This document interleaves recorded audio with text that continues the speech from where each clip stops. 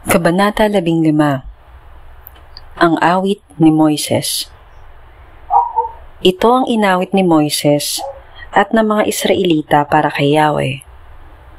Itong si Yahweh ay aking aawitan, sa kanyang kinamtang dakilang tagumpay, ang mga kabayo't kawal ng kaaway, sa pusod ng dagat lahat natabunan. Si Yahweh ang aking kapangyarihan at kalakasan. Siya ang sa akin nagdulot ng kaligtasan. Siya'y aking Diyos na aking pupurihin, Diyos ng aking Ama, aking dadakilain. Siya'y isang mandirigma, Yahweh ang kanyang pangalan. Mga karwahit kawal ni Faraon, sa dagat ay kanyang itinapon, sa dagat na pula na ilibing, mga pinunong Egyptyo na pawang magagaling. Sa malalim na dagat sila'y natabunan, tulad nila'y batong lumubog sa kailaliman. Ang kanang kamay mo, Yahweh, makapangyarihan. Tinudurog nito ang mga kaaway. Sa dakila mong tagumpay nilulupig ang kaaway. Sa matinding init ng iyong puot, para silang dayaming tinutupok. Nang hipan mo ang dagat, tubig ay tumaas, parang pader na tumayo, kailalimay, tumigas. Wika ng kaaway, hahabulin ko sila at huhulihin. Kayamanan nila'y aking sasamsamin, at sa tabak kong hawak sila'y lilipulin. Ngunit sa isang hinga mo, Yahweh, sila'y nangalunod, parang tinggang sa malalim na tubig ay nagsilubog. Ikaw, Yahweh, sino sa mga Diyos ang iyong kagaya? Sa kabanalay dakila at kamangha-mangha, sa mga himalay di mapantayan, sa kababalaghan ay di matularan. Nang iyong iunat ang kanan mong kamay, nilamon ng lupa ang aming mga kaaway. Sa iyong katapatan, bayan mong tinubos ay inakay, tungo sa lupang banal, sila'y iyong pinatnubayan. Maraming bansa ang dito'y nakarinig at sa takot sila'y nagsipanginig. Doon sa lupain ng mga Filisteo, nasindak ang lahat ng mga tao. Mga pinuno ng Edom ay nangangimbal. Matatapang sa Moab sa takot ay sinakmal. Mga nakatira sa lupain ng Kanaan, lahat sila'y naubusan ng katapangan. Takot at sindak ang sa kanila'y dumatal, para silang bato na hindi makagalaw. Nang kapangyarihan mo'y kanilang namalas, nang dumaan sa harap nila ang bayang iyong iniligtas, sila'y dadalhin mo, Yahweh, sa sarili mong bundok. Sa dakong pinili mo upang maging iyong lubos. Doon sa santuaryong ikaw ang nagtayo at tumapos. Ikaw, Yahweh, ay maghahari magpakailanman. Ang awit ni Miriam. Ang mga Israelita ay hinabol nga ng mga kawal ng Faraon, sakay ng mga kabayo at mga karwahe. Nang ang mga kawal ay nasa gitna na ng dagat, muling pinaagos ni Yahweh ang tubig at natabunan ng alon ang mga kawal ng Faraon. Samantala, ang mga Israelita ay tumawid sa tuyong lupa. Pagkatapos, kumuha ng tamburin si Miriam, ang babaeng propeta na kapatid ni Aaron. Tinugtog niya ito at nagsayawan ng mga babae na mayroon ding mga tamburin.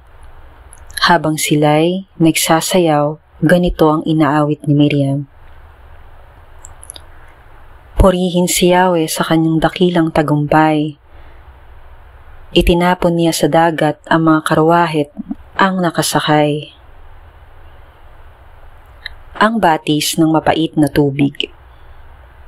Pinagayak ni Moises ang mga Israelita at umalis sila sa dagat na pula, patungo sa ilang ng Shur. 3 araw na silang naglalakbay ngunit wala pa silang nakikitang tubig. Sa wakas, dumating sila sa batis ng Mara, ngunit hindi nila mainom ang tubig nito dahil mapait. Kaya tinawag nila itong batis na mapait. Nagreklamo kay Moises ang mga Israelita, "Ano ngayon ang iinumin namin?" Dahil dito, humingi ng tulong si Moises kay Yahweh. Itinuro naman sa kanya ang isang putol na kahoy. Kinuha ito ni Moises at inihagis sa tubig. Nawala ang pait niyon. Doon, sinubok sila ni Yahweh at binigyan ng tuntunin. Ang sabi niya, "Kung ako ay buong puso ninyong susundin, kung gagawin ninyo ang matuwid at susundin ang aking kautusan at mga tuntunin, hindi ko ipararanas sa inyo ang alinman sa mga sakit na ipinadala ko sa Ehipto. Akong si Yahweh ang inyong manggagamot." Pagkatapos, nakarating sila sa Elim. Doon ay may 12 balon at 70 puno ng palma at sila'y nagkampo sa tabi ng mga balon.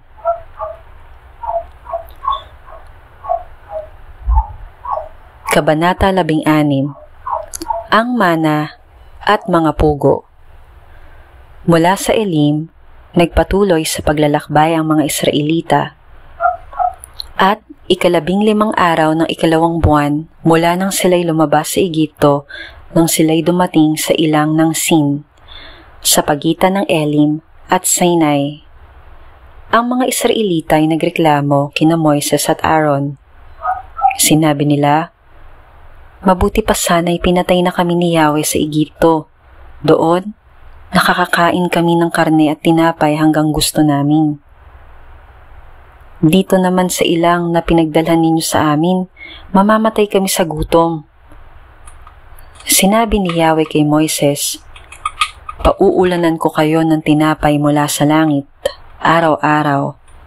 Palalabasin mo ng bahay ang mga tao para mamulot ng kakainin nila sa maghapon. Sa pamamagitan nito'y susubukin ko kung susunod sila sa aking mga tagubilin.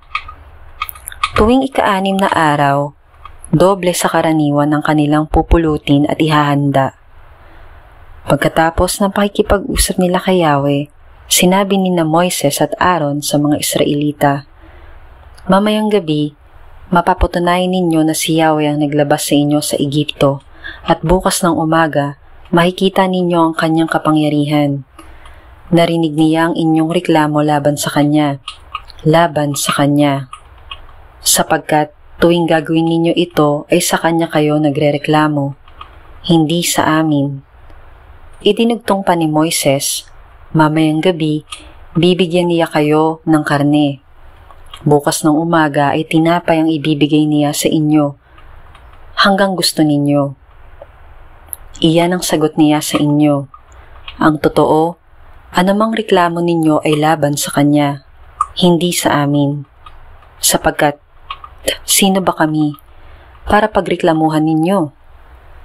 Sinabi ni Moises kay Aaron, "Paharapin mo ang buong bayan kay Yahweh sapagkat narinig niya ang kanilang reklamo." Nang sabihin ito ni Aaron, ang buong bayan ay humarap kay Yahweh sa gawin ng disyerto, at bigla na lamang nilang nakita sa ulap ang kalawalhatian ni Yahweh. Sinabi ni Yahweh kay Moises, "Narinig ko ang reklamo ng mga Israelita.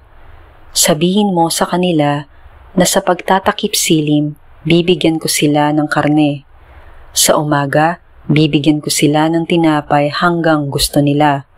Sa gayoy, malalaman nilang ako si Yahweh, ang kanilang Diyos." Nang magtakip silim, dumagsa sa kampo ang napakaraming pugo. Kinaumagahan naman ay makapal ang hamog sa paligid ng kampo. Nang mapawi ang hamog, nakakita sila sa lupa ng maliliit at maninipis na mga bagay na parang pinipig.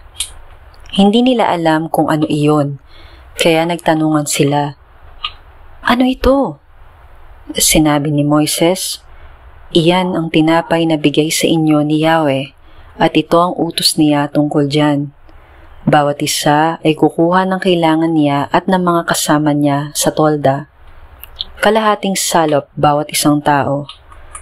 Namulot nga ang mga Israelita, may kumuha ng marami at may kumuha ng kaunti.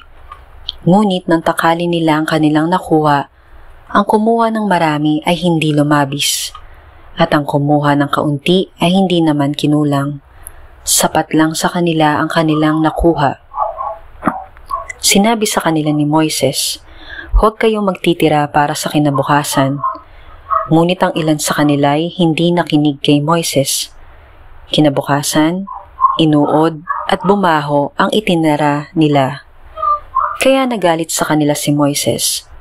Mula noon, tuwing umagay namumulot sila ng ayon sa kanilang kailangan. Pag-init ng araw, ito'y natutunaw. Nang ika-6 na araw, doble ang kanilang pinulot. Isang salop para sa isang tao. Nagpunta kay Moises sa mga pinuno ng bayan at sinabi ang nangyari. Ipinaliwanag naman ni Moises sa kanila, "Ito ang utos ni Yahweh. Bukas ay araw ng pamamahinga, araw na nakatalaga kay Yahweh. Lutuin na ninyo ngayon ang gusto ninyong lutuin. Ang hindi mauubos ay itira ninyo para bukas." Tulad ng sinabi sa kanila ni Moises, nagtira sila para sa kinabukasan. At iyo'y hindi nasira at hindi inuod. At sinabi ni Moises, "Ito ang kakainin ninyo ngayon. Ngayon ay araw ng pamamahinga. Wala kayong makukuha niyan ngayon. 6 na araw kayong mamumulot niyan. Ngunit sa ika-7, sa araw ng pamamahinga, ay wala kayong makukuha.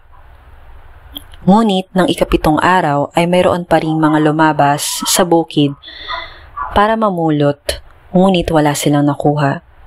Kaya sinabi ni Yahweh kay Moises, "Hanggang kailan pa kayo susuway sa aking mga utos? Tandaan ninyo na akong si Yahweh ang nagtakda sa inyo ng araw ng pamamahinga. Kaya tuwing ika-6 na araw ay binibigyan ko kayo ng pagkain para sa 2 araw. Sa ika-7 araw ay wala nang lalabas." At mula noon, nagpapahinga na lamang sila tuwing ika-7 araw. Mana ang itinawag ng mga Israelita sa pagkaing pinupulot nila. Ito'y parang buto ng kulantro, maputi at lasang galyetas na minasa sa pulot. Sinabi sa kanila ni Moises, "Ito ang utos ni Yahweh. Kumuha kayo ng kalahating salop ng mana. Itatago ninyo ito upang makita ng inyong magiging mga anak at mga apo ang pagkaing ibinigay ko sa inyo nang ilabas ko kayo sa Egypto." Sinabi naman ni Moises kay Aaron, "Kumuha ka ng isang banga at lagyan mo ng kalahating salop na mana. Pagkatapos, ialay mo sa harapan ni Yahweh upang itago para sa ating magiging mga anak at mga apo." Gaya ng iniutos ni Yahweh kay Moises, inilagay ni Aaron sa loob ng kaba ng tipan ang palayok ng mana. Mana ang kinain ng mga Israelita sa loob ng 40 taon hanggang sa dumating sila sa Kanaan. Ang isang salop ay katumbas ng higit sa 4 na litro.